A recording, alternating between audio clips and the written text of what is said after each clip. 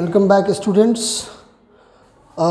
This is DD Commerce classes again with the videos related to final accounts. We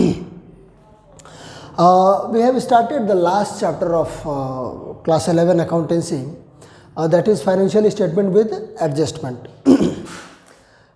Till that chapter, we have studied how to prepare final account after keeping bookkeeping process and after preparing trial balance, how to prepare final accounts. मतलब कि book keeping के बाद trial balance और trial के balance के बाद final accounts कैसे बनाना है, ये हम लोगों ने अभी तक के वीडियोस में देखा है.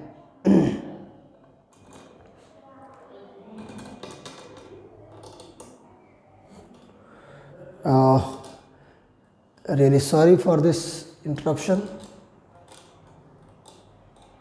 Okay, so this we have considered already. Now we are focusing on how to prepare final accounts with trial balance and given adjustments. Adjustments के बारे में हम लोगों ने पढ़ा था कि adjustments are those transactions which are not considered while doing bookkeeping, and so that they are not considered, their effects are not considered in trial balance. Now at the stage of final account preparation, we got those information. Now we need to put the proper effect of those transactions on final account so that our information will not be polluted. उनके छूट जाने से हमारे information में कोई कमी न आए, उन ट्रांजेक्शन्स के इफेक्ट के छूट जाने से, तो हम क्या करते हैं, उन ट्रांजेक्शन्स के इफेक्ट को डायरेक्टली फाइनल अकाउंट्स में डालते हैं. फाइनल अकाउंट्स मतलब trading, profit and balance sheet. इन तीनों जगहों पे हमें उन एडजस्टमेंट्स का जो भी प्रभाव पड़ने वाला था, उस प्रभाव को हम डायरेक्टली फाइनल अकाउंट्स में दिखाते हैं. तो इस डिस्कशन में हम लोगों ने एक एडजस्टमेंट किया भी था क्लोजिंग स्टॉक का. अब हम लोग एडजस्टमेंट जो देखने वाले हैं वो एडजस्टमेंट्स हैं हमारे आउटस्टैंडिंग एक्सपेंसेस के. आउटस्टैंडिंग एक्सपेंसेस के वो को अगर हमारे क्वेश्चन में आउटस्टैंडिंग एक्सपेंसेस दिया हुआ है तो उसको किस तरीके से हम लोग हैंडल करेंगे. आउटस्टैंडिंग एक्सपेंसेस की अगर बात करें तो इनका मतलब होता है expenses which are due for the year but not yet paid. ऐसे एक्सपेंसेस जो ड्यू तो हो चुके हैं लेकिन पेड अभी तक नहीं किए गए हैं, तो उन एक्सपेंसेस को बोलते हैं आउटस्टैंडिंग एक्सपेंसेस. अब ये आउटस्टैंडिंग एक्सपेंसेस आपकी क्वेश्चन में दो जगह पे दिया हो सकता है. जिस तरीके से हम लोगों ने एक पैटर्न बना के चल रहे हैं हम लोग कि अगर किसी भी प्रकार का क्वेश्चन हो तो वो हमारे इस प्रयास से बाहर ना जाए. तो आउटस्टैंडिंग एक्सपेंस आपके इनसाइड द ट्रायल बैलेंस भी दे सकता है, inside the trial balance and outside the trial balance. Inside the trial balance अगर दिया है तो हम प्रीवियसली डिस्कस्ड हमारा जो तरीका है उसी को फॉलो करेंगे. मतलब कि हम पहले पता करेंगे कि आउटस्टैंडिंग एक्सपेंस है क्या. तो this is a type of liability, because एक ऐसा एक्सपेंस जिसको पे करना है, पे किया नहीं है, मतलब उसको फ्यूचर में हमें पे करना पड़ेगा. And things which has to be paid in the future, they are called liability. तो अगर वो इनसाइड ट्रायल बैलेंस में दिया गया है तो उनको एक लाइबिलिटी की तरह ट्रीट करेंगे और हम उन्हें बैलेंस शीट के लाइबिलिटी साइड में दिखाएंगे सिर्फ.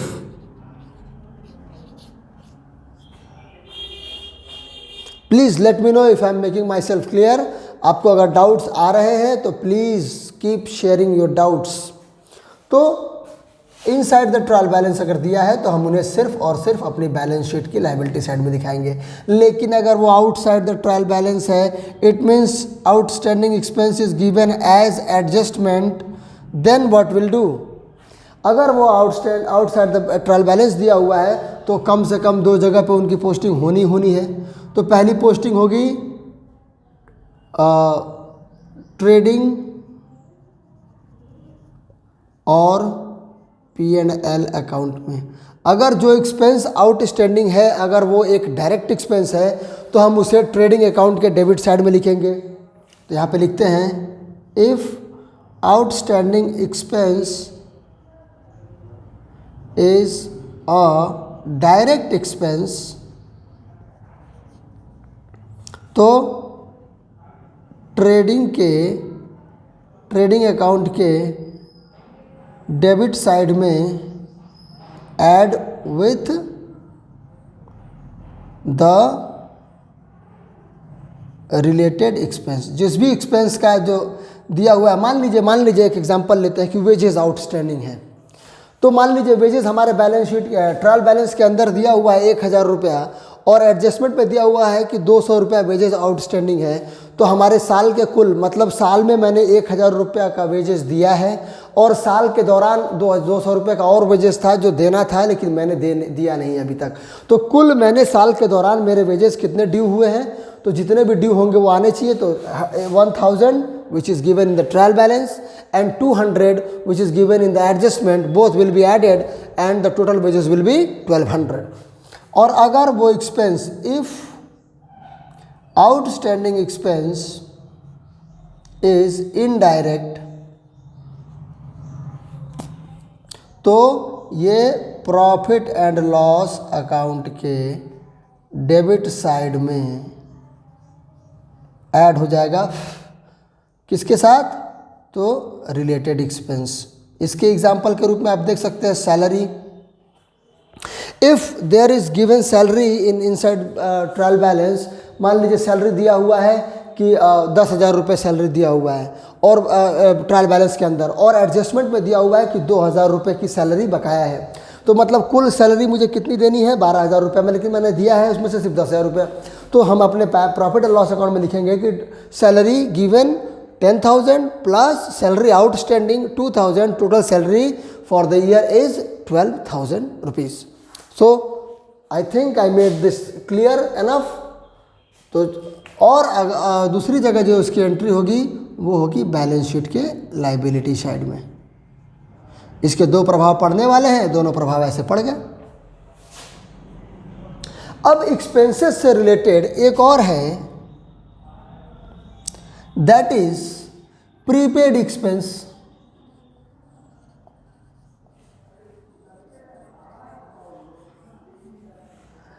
प्रीपेड एक्सपेंस क्या होता है? तो prepaid expense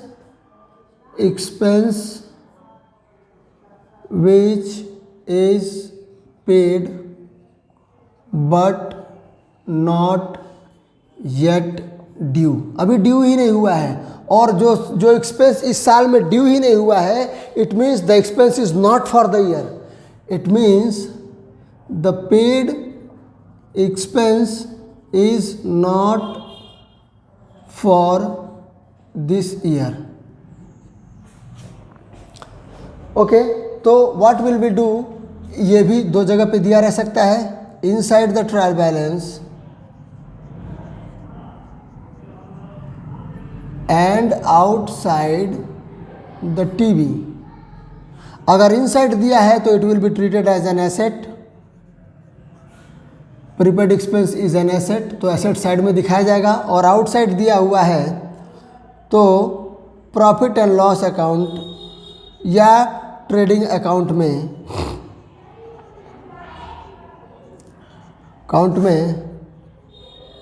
subtracted from related expense. जो भी है, सैलरी है प्रीपेड, तो इस बार की जो सैलरी दी गई है ट्रायल बैलेंस में, उसमें से हम उस सैलरी को माइनस कर देंगे, और बैलेंस शीट में तो दिखाएंगे ही दिखाएंगे। बैलेंस शीट में एसेट साइड में हम इसे दिखाएंगे। तो इस तरीके से इन दोनों एडजस्टमेंट्स को हम लोग यहाँ पे, इन दोनों एडजस्टमेंट्स को ऐसे हैंडल किया जा सकता है। और टाइम थोड़ा सा कम है हमारे पास, तो इन एडजस्टमेंट्स को हैंडल करने के बाद अब मुझे लगता है कि मेरा प्लान था कि मैं आउटस्टैंडिंग एक्सपेंसेस के बाद मैं अक्रूड इनकम की भी बात करूं। तो चलिए जल्दी जल्दी उनकी भी बात करते हैं। We have less time to spare here. तो चलिए अगर हम इसे मिटा दें तो शायद हमारे पास स्पेस भी पर्याप्त होगा।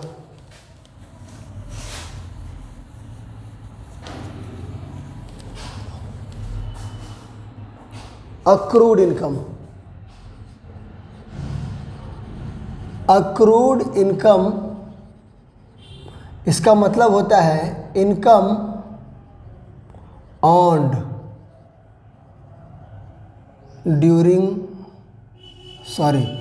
अर्न्ड फॉर द ईयर, मतलब इसी साल में मैंने उसको अर्न किया है बट नॉट येट रिसीव्ड, उसे अभी तक रिसीव नहीं किया है।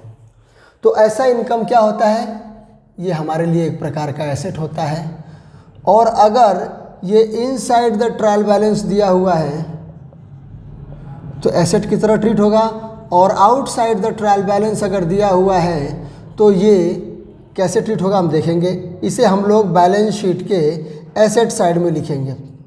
और अगर आउटसाइड भी है तो एक काम तो हम बैलेंस शीट में लिखेंगे ही, दूसरा काम क्या करेंगे, ट्रेडिंग P&L अकाउंट के क्रेडिट साइड में हम इसे पोस्ट करेंगे अक्रूड इनकम की तरह। क्या करेंगे, अगर पहले से उस इनकम का कुछ हिस्सा मिल भी चुका है तो उस हिस्से में हम जो नहीं मिला हुआ हिस्सा उसे जोड़ के वहाँ पे दिखाएंगे। जैसे मान लीजिए एक इंटरेस्ट है इन्वेस्टमेंट पे, तो 5,000 रुपये मिल चुका है, 2,000 रुपये अक्रूड है, तो टोटल इंटरेस्ट मुझे साल में कितना मिलना चाहिए था, 7,000 रुपये। तो 5,000 हम इंटरेस्ट रिसीव्ड दिखाएंगे और अक्रूड इनकम 2,000, तो टोटल इंटरेस्ट जो मैंने इस साल में कमाया है वो 7,000 रुपये। तो इस तरीके से इन तीनों एडजस्टमेंट्स पे आप काम कीजिए।